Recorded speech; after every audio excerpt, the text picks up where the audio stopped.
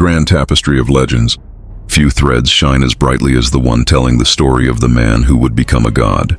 In an age of darkness, when humanity was little more than a collection of scattered, warring tribes huddled in the shadow of ancient forests, a sign appeared in the heavens. A twin-tailed comet, a blazing omen of change, tore across the night sky, its arrival heralding the birth of a child in the Unberogen tribe. This child was named Sigmar, and from his first breath, he was destined not merely to lead, but to unite, to conquer, and to build a future for all mankind. As Sigmar grew into a young man, the prophecies surrounding his birth began to manifest. He was a warrior of unparalleled strength and courage, his presence on the battlefield a whirlwind of righteous fury. But it was his vision, not just his might, that set him apart. He saw a future where humanity stood united against the encroaching darkness. A future free from the petty squabbles that left them vulnerable. With a combination of brute force and keen diplomacy, he began his great work. Tribe after tribe fell to his armies or were won over by his charisma and wisdom, until the banners of the Unberogen, the Teutogans, the Thuringians, and all the great peoples flew as one. A nation was being forged in the fires of conflict and the bonds of newfound brotherhood. This nascent unity would face its greatest test before it could truly be called an empire. From the east came a threat unlike any other, a colossal greenskin horde, a green tide of orcs and goblins driven by a lust for destruction. Knowing that humanity could not stand alone against such a cataclysmic force, Sigmar journeyed into the mountains to seek an alliance with the ancient and proud dwarfs. There, he saved the life of the dwarf High King, Kurgan Ironbeard, from a greenskin ambush, earning their respect and friendship as a symbol of their new pact. King Ironbeard gifted Sigmar the legendary Warhammer Galmaraz, the Skull Splitter, an artifact of immense power. With men and dwarfs marching side by side, the allied army met the greenskin horde at the narrow, treacherous expanse of Blackfire Pass. The battle was a brutal, desperate affair, a maelstrom of steel and blood that would decide the fate of the world. The pass ran red as the outnumbered allies held the line against endless waves of savage warriors. At the height of the conflict, Sigmar carved a path through the carnage to face the monstrous orc warlord at the heart of the horde. In a legendary duel that shook the very mountains, Sigmar and Galmaraz proved triumphant, shattering the greenskin leadership and turning the tide of the war in a single thunderous blow. With the victory at Blackfire Pass, the greatest threat to humanity was broken, and the alliance between men and dwarfs was sealed in blood and glory. The tribal leaders, in recognition of his unparalleled leadership and divine purpose, unanimously knelt before Sigmar and crowned him the first emperor of a united realm. On that day, the Empire of Man was born, a bastion of civilization and order that would endure for millennia. Its foundations laid by the warrior king who had answered destiny's call. And so the story of Sigmar was no longer just a legend. It was history, an epic tale etched into the very soul of the empire he created. From the blood and ash of Blackfire Pass, the empire was born, where scattered tribes once fought and died alone. A unified nation now stood, forged by the will of one man, Sigmar. Having defeated the greenskin hordes, he was crowned the first emperor. For 50 years, Sigmar reigned, transforming barbarian tribes into a thriving nation. But peace is a fragile thing. A shadow from the ancient past stirred. Nagash, the great necromancer, led a skeletal legion from the south. At the Battle of the River Rake, Sigmar faced this ancient evil. It was a clash of life against oblivion. Sigmar's valor proved stronger. He struck Nagash down, a victory that would be sung for millennia. Yet a greater darkness was gathering. From the far north, a new champion arose, Morkar, the first ever chosen, the harbinger of the end times. He led a legion of twisted warriors against the fledgling empire. Sigmar, the champion of light, met him on the field of battle. The divine power of Sigmar clashed with the raw, corrupting energy of chaos. In a final cataclysmic strike, Sigmar defeated Morkar, casting the ever-chosen back into darkness. With every threat vanquished, his work was done. After 50 years of rule, Emperor Sigmar laid down his crown. He walked away from his throne, from his legend, into the chaos wastes. This was not a death, but a transformation. Sigmar Heldenhammer, the man, was gone. In his place rose Sigmar, the god king of the empire, its eternal guardian. For a millennium, he was the light of the empire, a god king whose presence was a shield against the darkness. But what happened when that light vanished? This is the story of the Reichland, a land of faith and ambition, and its tumultuous journey through the first 500 years after its founder, the god Emperor Sigmar walked away from the world of men. When Sigmar laid down his hammer, Gal Maraz, and journeyed into the east, he left behind more than just a legend. He left a gaping power vacuum. In his ancestral homeland of the Reichland, a profound uncertainty descended. The fertile plains and the mighty river Reich, once symbols of his strength, now lay under a somber, watchful sky. The throne in Altdorf sat empty, and the great project of a united empire began to fracture. The Age of Solitude had begun, a dark and uncertain time where the legacy of the first emperor was both a sacred memory and a political prize to be won. Without their unifying sovereign, the people of the Reichland, and indeed all the tribes of the nascent empire, were lost, adrift in a world growing colder and more dangerous, not on the battlefield, but in the hearts of the common folk. In the bustling streets of Altdorf, a humble mendicant friar named Johann Hellstorm began to preach a radical new doctrine. He spoke not of Sigmar the king, but of Sigmar the god, a divine protector who had ascended to watch over his people from the heavens. His words were a fire that caught in the dry tinder of a populace desperate for hope. The cult of Sigmar spread with astonishing speed, its message of divine guardianship and martial piety resonating deeply. The first crude temples were erected, which soon gave way to grand cathedrals, and the Reichland became the undisputed heartland of this new and powerful faith. While the soul of the Reichland was being reforged by faith, its political ambitions festered. The powerful and wealthy princes of Altdorf, citing their direct lineage and control over Sigmar's former capital, began to proclaim themselves as his rightful successors. They adopted the title of emperor, but their claims rang hollow beyond their own borders. The other Elector Counts, rulers of proud and independent provinces like Middenland and Talabecland, refused to bend the knee. They viewed the rulers of Altdorf as little more than Reichland pretenders, upstart nobles grasping for a crown they had not earned.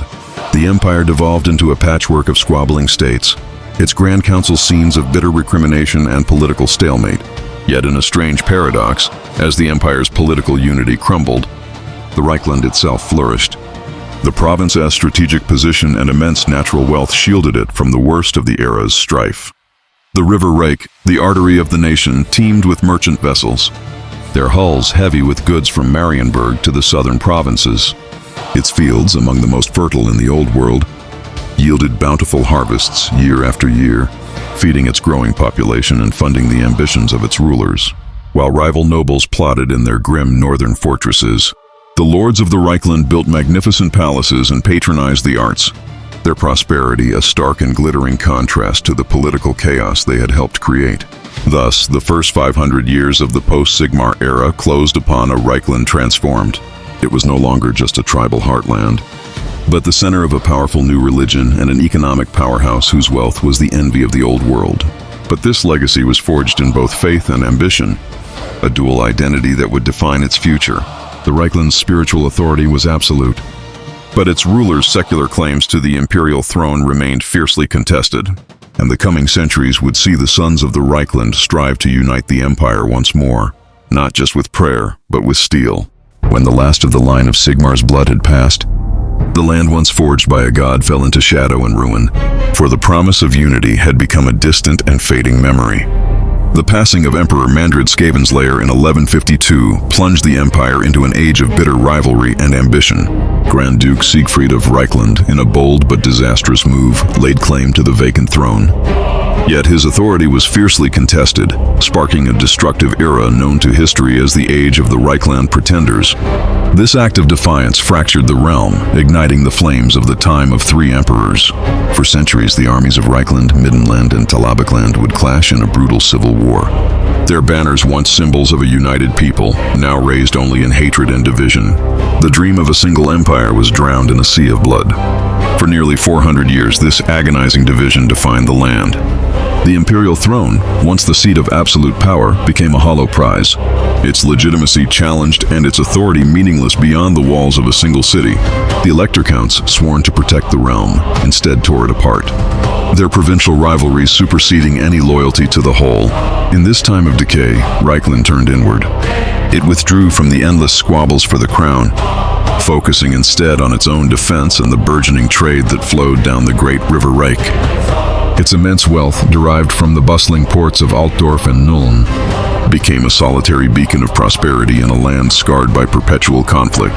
Reichland grew rich and powerful in its isolation, a kingdom unto itself while the empire around it crumbled. This was the Age of Three Emperors, a dark chapter that began not with an external invasion, but with the poison of internal division seeping into the very heart of Sigmar's mighty realm. Following the death of Emperor Mandred Skaven's lair, the Elector Counts, blinded by greed and provincial pride, failed to unite behind a single successor. The imperial crown, once a symbol of unity, became a prize to be fought over. From this bitter soil of dissent, three major claimants sprouted, each carving out their own domain from the fractured whole. In the opulent south, the Elector Countess of Nolan staked her claim, backed by the wealth of the southern provinces and the authority of the grand theogonist of Sigmar's cult.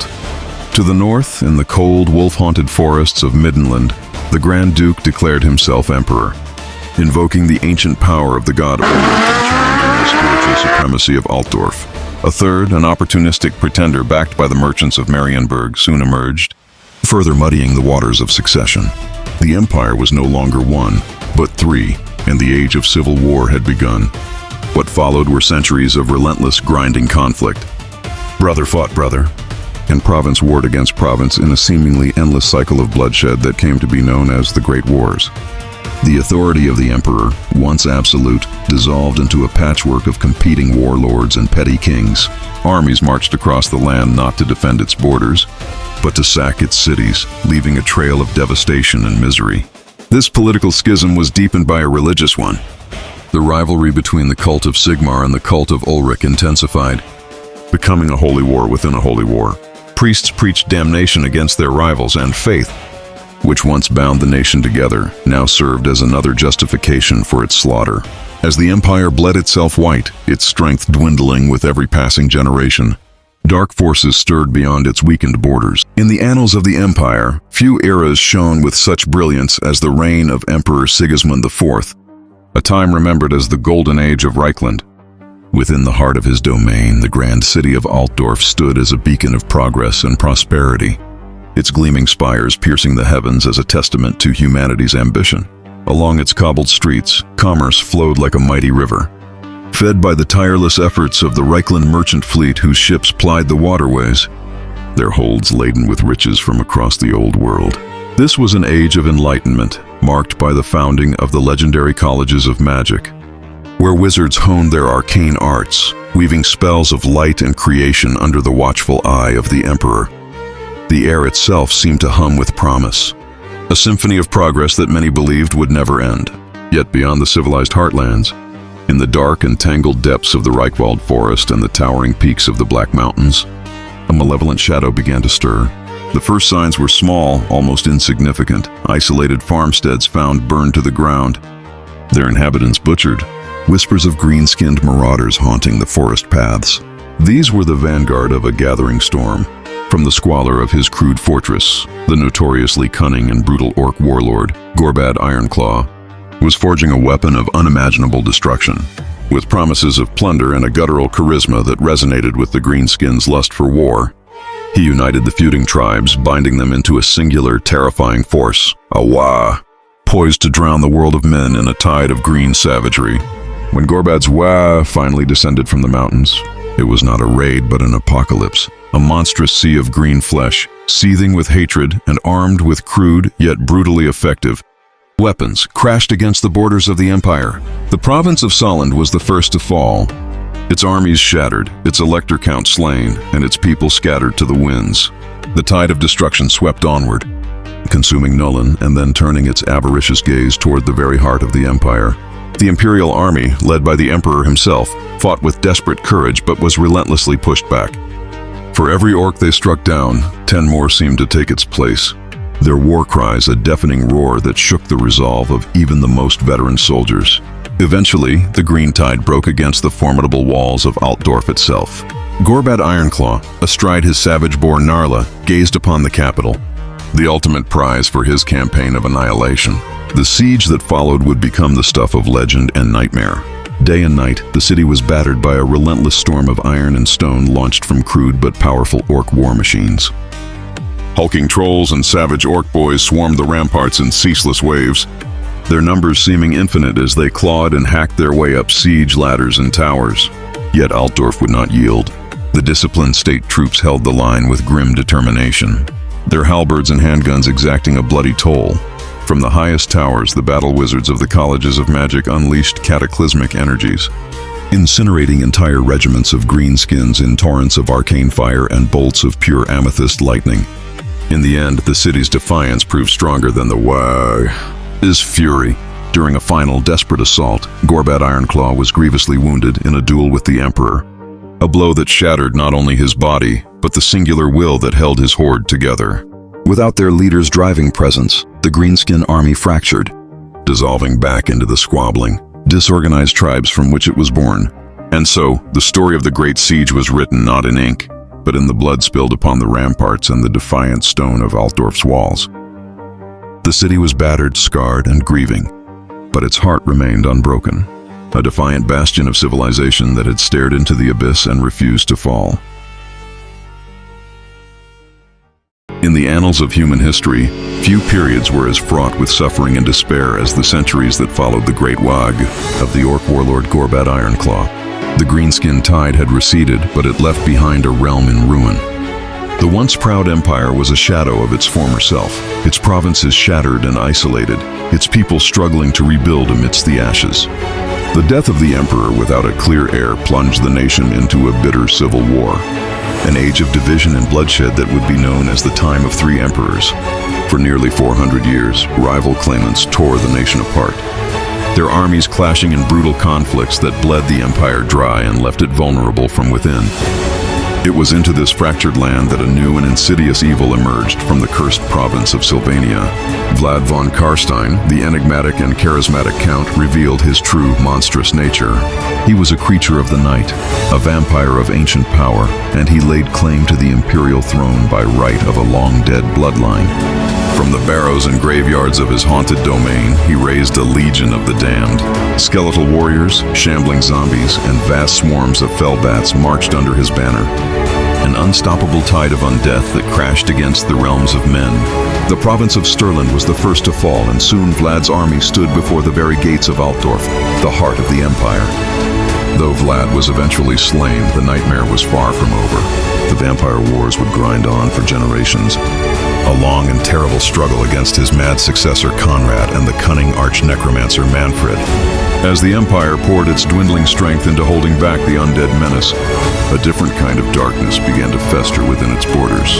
The endless wars had created a fertile ground for despair and corruption, allowing the insidious whispers of the ruinous powers to take root. In the sprawling, overcrowded cities, hidden cults dedicated to the worship of chaos gods proliferated in the shadows, plotting the downfall of civilization. Beyond the city walls, the deep forests grew darker and more malevolent. The beastmen, the twisted children of chaos, grew bolder than ever before, raiding settlements with impunity and slaughtering all in their path, their animalistic howls a prelude to the greater horrors to come. The empire was besieged from without and rotting from within, its foundations cracking under the immense strain.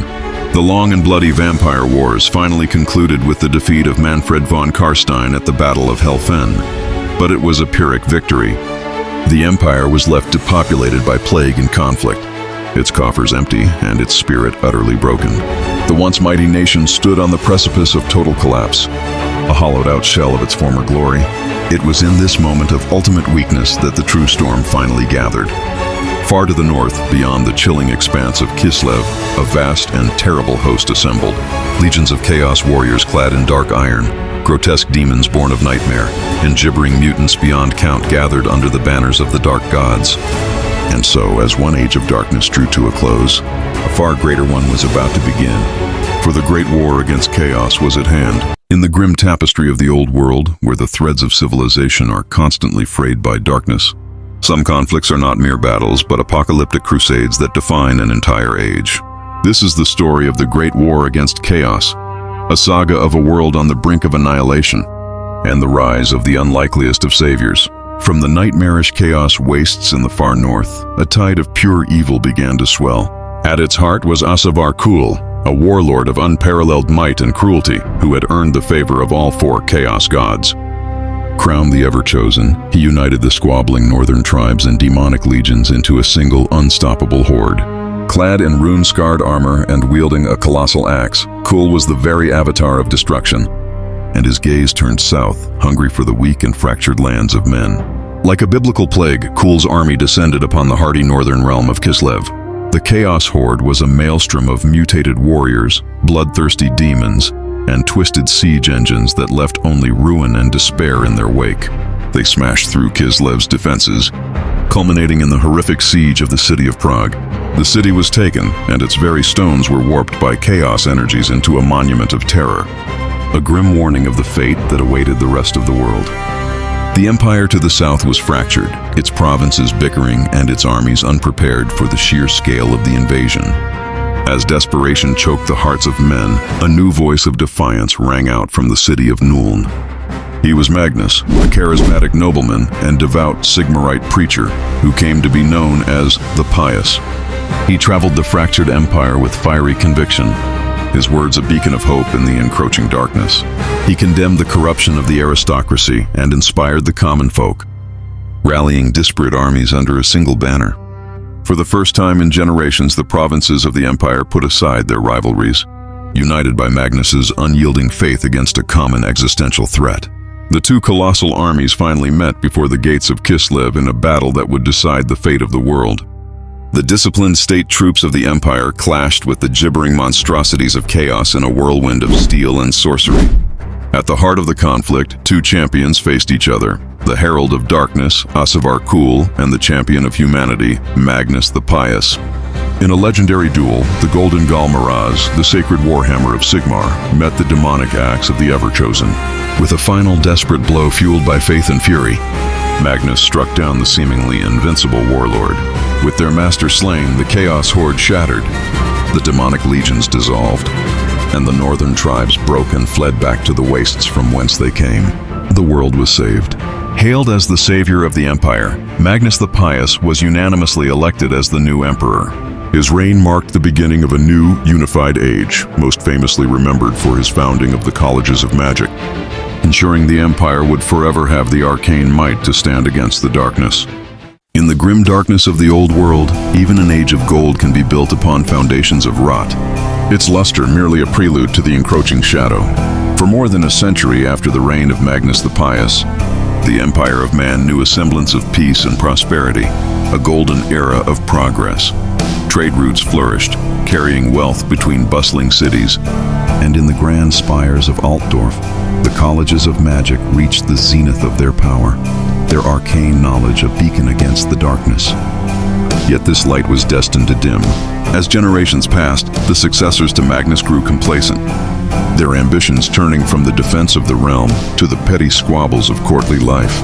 In the gilded halls of the imperial palace, nobles bickered over titles and territories, their eyes fixed on personal gain while the true threat to their world festered far from their sight. They had forgotten the ancient evils that lurked just beyond the firelight, and their ignorance would cost them everything. Beneath the very foundations of their thriving cities, a cancer was spreading. In the sprawling, lightless expanse of the Under-Empire, a race of chittering, malevolent ratmen plotted the ruin of the surface dwellers. They were the Skaven, and their verminous god, the great horned rat, gnawed at the roots of the world, demanding the utter subjugation of all other life. In the stinking capital of Skavenblight, the Council of 13, the dreadlords of the Ratmen, convened to orchestrate their grand design. They would not conquer the empire with armies alone.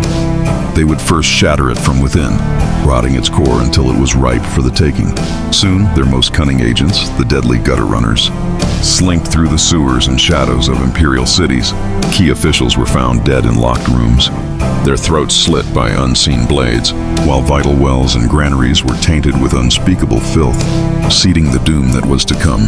What followed was a horror that would forever be seared into the memory of the Empire, the Black Plague. Unleashed by the Skaven's insidious machinations, the pestilence swept across the land like a suffocating tide, turning prosperous provinces into mass graves. Cities that once rang with the clamor of commerce fell silent, their streets choked with the dead and dying. Society crumbled under the weight of unimaginable loss, devolving into a maelstrom of paranoia and fear. In their desperation, the people turned on one another. Fanatical witch hunters, seeing demonic influence in every shadow, conducted ruthless purges, burning entire communities and blaming innocents for a pestilence they could not comprehend. As the Empire's defenses faltered and its populace succumbed to sickness and despair, the Skaven finally emerged. Swarming from their tunnels in uncountable numbers, they dragged away the dead for their foul experiments and overwhelmed the few remaining garrisons, claiming the blighted cities for their own. Just as the last embers of hope were about to be extinguished, a hero rose from the ashes of the fallen empire. His name was Mandred, a brilliant general who refused to yield to despair. Rallying the ragged survivors, he waged a desperate, bloody war against the tide of vermin, fighting for every inch of blighted soil. Through sheer tenacity and tactical genius, Mandred led humanity in a great counterattack, pushing the Skaven back from the gates of Altdorf and eventually driving their shattered hordes back into the subterranean darkness from whence they came. For his valor, he was crowned emperor, a ruler forged in the crucible of his people's greatest trial. Yet the victory was a hollow one. The empire was saved, but at a cost that beggared belief. The land was desolate and depopulated, its great cities scarred and haunted. The Golden Age was now a distant, bittersweet memory, replaced by a new reality of grim paranoia and a desperate, unending struggle for survival. The world had been shown the true face of the enemy below, and it would never know true peace again. In an age defined by division and despair, the sprawling lands of the empire teetered on the brink of total collapse. This was not a realm united, but a fractured mosaic of provinces, each ruled by a powerful Elector Count who governed their domain as a personal kingdom. The authority of the emperor had become a whisper in the wind, a faded memory of a more glorious time.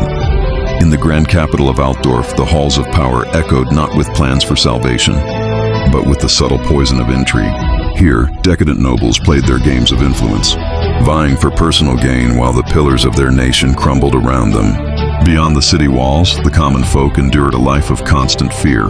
The imperial roads, once arteries of commerce and communication, were now hunting grounds for bandits and worse, while the deep, dark forests stirred with the movement of unspeakable monsters. The empire was a nation besieged, trapped in a cycle of ceaseless attritional warfare that bled its frontiers dry. Along the fog-shrouded edges of the Drakewald, disciplined lines of state troopers stood as a bulwark against the encroaching darkness. They held their pikes steady and their faith in Sigmar firm as a savage beastman horde. A tide of horns and snarling fury erupted from the tree line to crash against their shields in a desperate defense of a humble village. Far to the south, another front burned with equal intensity. Across the Black Mountains, green-skinned warbands descended in a torrent of violence, their guttural war cries heralding raids of fire and slaughter. Local armies, often outnumbered and outmatched, were forced into brutal, grinding battles to protect their lands from the Orc menace, fighting for every inch of blood-soaked soil. Yet for all the dangers that assailed it from without, the most insidious threat festered within the Empire's own heart. Hidden from the sight of gods and men, the cancer of chaos spread through the very veins of society. In opulent manors and shadowy cellars, wealthy merchants and disillusioned aristocrats gathered in secret conclaves. They whispered forbidden names and performed blasphemous rituals, offering their souls to the ruinous powers in exchange for power, knowledge, or release from their mortal fears. But where corruption grows, so too does the resolve to purge it.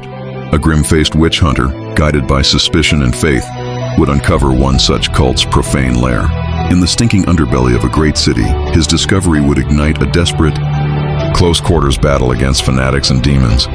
A stark reminder that the enemy was not only at the gates but also behind the door.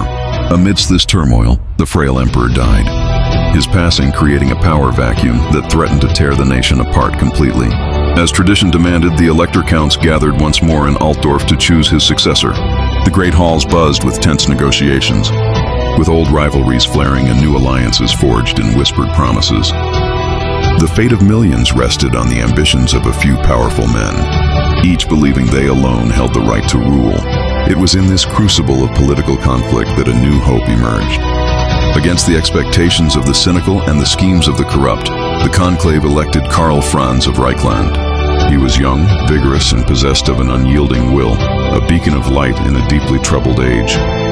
Thus the stage was set for a saga that would be written in blood and steel, as a new era dawned for the beleaguered realm. Crowned in a grand ceremony, Karl Franz donned the full plate armor of his station, the weight of an entire nation settling upon his shoulders. The story of his reign would begin not in a throne room, but on the battlefield. It would begin with the thunder of hooves, with the sight of the new emperor himself, atop his mighty war griffin Deathclaw, leading the resplendent Reichsguard knights in a glorious charge. He was a symbol of unity and defiance, ready to face the legions of darkness, to purge the rot from within, and to forge a new destiny for the Empire. History is not always a tale of progress and triumph. Sometimes it is a chronicle of a world's final, desperate breath. Today we journey back to a world on the brink of annihilation, a story of heroism and despair that culminated in the ultimate victory of chaos. For this is the saga of the end times. The coronation of Emperor Karl Franz, meant to be a moment of imperial renewal, was instead marked by the darkest of omens. Across the lands of men, the skies grew unnaturally dim, and virulent plagues, unlike any seen before, swept through the populace with merciless efficiency. From the deep woods and twisted forests, the beastmen hordes, ancient enemies of civilization, boiled forth in numbers that defied all reckoning, their guttural roars a prelude to the slaughter to come. Far to the north, within the swirling madness of the chaos wastes, a far greater threat was gathering. Archaon, the ever-chosen and the herald of the apocalypse, had finally succeeded in uniting the warring tribes of chaos, forging them into a single unstoppable legion bent on the utter destruction of the world. A new star appeared in the heavens, a twin-tailed comet that should have been a sign of hope, a symbol of the Empire's founder, Sigmar. Yet this celestial body blazed with a malevolent light heralding not salvation, but an era of unprecedented doom. Under its ill-fated gaze, in the cursed land of Sylvania, a dark and blasphemous ritual reached its terrible conclusion. Nagash, the great necromancer, the supreme lord of all undeath, was torn back into the mortal plane. With his resurrection, a chilling silence fell over the graves of the world, as he began to exert his singular iron will, gathering every ghost, ghoul, and skeleton to his banner to forge a new and terrifying kingdom of the dead. The storm that had gathered in the north finally broke upon the realms of men. Archaon's invasion began, a tide of demons and corrupted warriors that shattered the bulwark nation of Kislev before pouring into the northern provinces of the Empire like a flood. As the north burned, a second chaos host appeared in the south, led by the grotesque Glotkin, three brothers who were the chosen champions of the plague god Nurgle. Their pestilent army laid siege to the imperial capital of Altdorf itself. After a grueling battle, the city fell, its streets choked with disease and its defenders overwhelmed. In the chaos of Altdorf's destruction, Emperor Karl Franz was struck down, his reign seemingly at an end. But fate was not yet finished with him.